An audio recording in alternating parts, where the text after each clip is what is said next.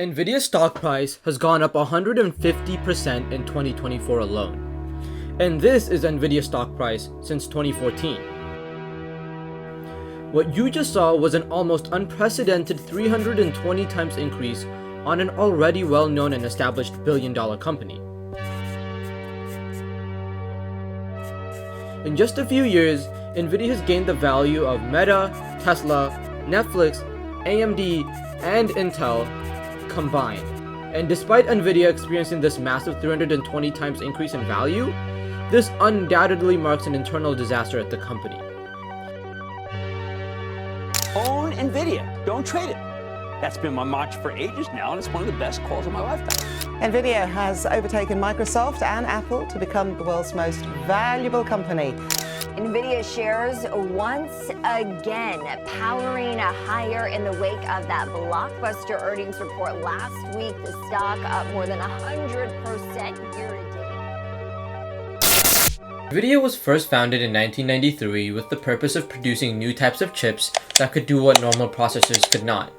The question at this point for the company, though, was what the application for their mission would be. What market could they focus on where their new ideas of compute could become a game changer?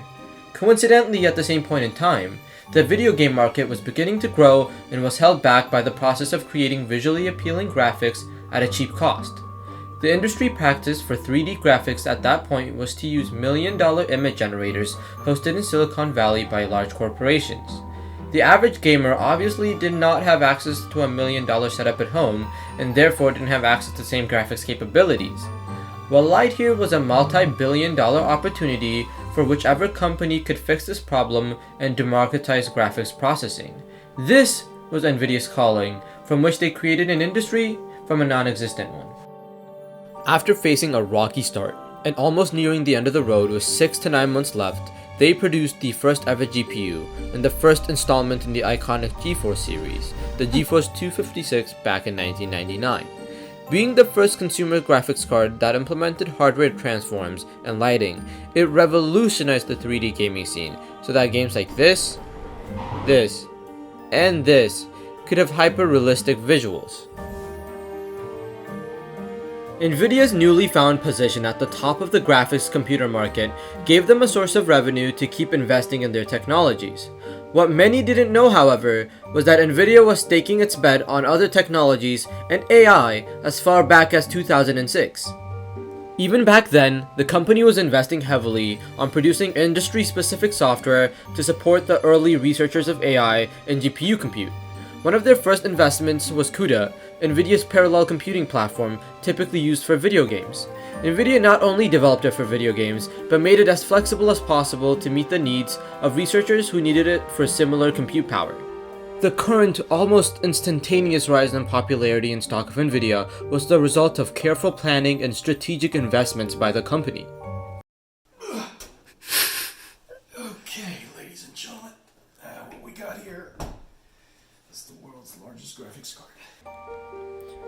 Going forward to the early 2010s, Nvidia's position as a highly advanced tech company meant that it needed to compete for the same restricted talent pool as the likes of Google, Facebook, AMD, and Microsoft. The competitive tech landscape forced Nvidia, alongside its competition, to offer attractive compensation offers that included stock units to get the best and brightest employees capable of advancing their technologies. This meant that some new grads in 2012 were making $100K base salary and $150K in stock units. Employees like this, and this made an insane amount of money even for back then. Fast forward to the present, and these early employees have seen their net worth skyrocket. The last Quora anonymous employee, who got a stock package worth $150K, is now worth $31 million. That is, if they haven't already sold their stock units. Now, what we just saw were new grads. Nvidia's most valuable employees, such as the ones that built the infrastructure for CUDA and their middle managers, received stock grants in excess of $150K. These employees, who are at the heart of Nvidia and have been with the company for a long time, are now richer than ever. This all sounds wonderful for Nvidia, right? What company doesn't want to become the world's most valued company and give their investors and employees massive returns for their hard work and contributions? But what isn't so obvious is the downside of such a quick and massive change in value. With technology so advanced that AI pioneer OpenAI depends on them, and technology so valuable that even Elon Musk diverted hundreds of millions of dollars worth of chips away from Tesla towards his other ventures, yes, this really did happen, it's no wonder why Nvidia is the most valuable company in the world. This all accumulates into Nvidia and its employees becoming worth trillions and millions respectively. The rapid change in wealth has had unintended consequences for the culture of the company and employee relations. Some employees have begun to cash out and retire, and others have lost motivation to work, entering semi-retirement mode where they maintain their position at the company but reduce their level of productivity. Nvidia isn't the first company to experience this issue, however. This is a problem as old as startups have been a thing. If we take a look at the early days of Microsoft, many of the employees back then became millionaires while still working there. Stories of Microsoft groundskeepers owning Ferraris or millionaire secretaries who took stock compensation in favor of holiday bonuses are well known. And although many Microsoft employees who made their millions didn't leave the company or reduce their work ethic, there are many stories of companies that did. One story on Reddit outlines a UK corporation with 100 employees and 50 warehouse employees that operated under an uncapped profit-sharing structure. The employees supposedly became so rich that some of them quit to live off their bonuses, while others took benders to Thailand. This became such a large issue that the company placed an upper cap on the profit-sharing structure. So as you can see, employee wealth isn't always the best thing for the company. Nvidia is similar to Microsoft, as many of their core engineers are now rich enough to live lavish lifestyles without needing to worry about working for the rest of their lives. At least, the veteran employees are.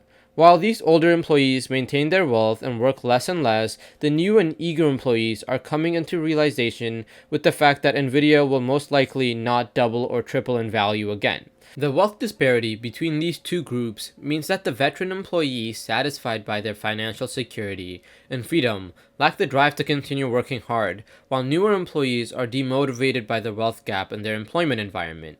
This has become such a large issue that Jensen Huang, the CEO and founder of Nvidia, held an internal meeting discussing the matter, where he literally appealed to the employees' sense of responsibility and pride for the work that they do to keep them motivated and to keep the workplace culture of the company alive. It is doubtful, however, that this new trajectory for the company will change in the near future. The worst case scenario for the company is the reduced productivity chipping away at their lead from their competitors. This slowdown may be what Nvidia's competitors need to catch up and to advance their technology past Nvidia's capabilities. And if this semi-retirement mentality spreads more throughout the company, Jensen and the rest of the top executives will be placed in between a rock and a hard spot. So, what can Nvidia do? Well, 1. They can decide on firing their oldest employees with decades of valuable experience for newer, more motivated employees with less experience and attempt to train them, but this most likely won't happen. 2.